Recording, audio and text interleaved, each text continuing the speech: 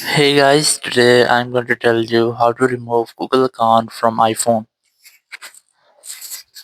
If you're using an iPhone and you want to remove your Google account from your iPhone, so let's see how can you do that. You just have to simply open your settings app here and then scroll down and look for mail option. If you can't find mail option here, you just have to go for your apps and then scroll down and look for mail app here.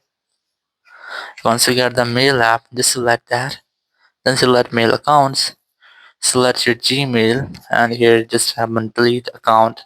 Then tap on delete from iPhone and your account will be removed from your iPhone.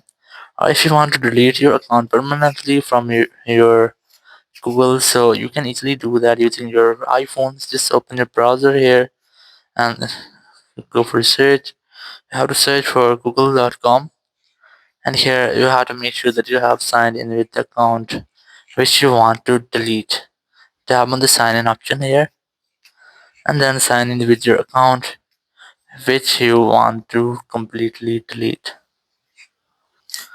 Once you have signed in your account, you just have to tap on your profile option in the top right corner and here just select manage your Google account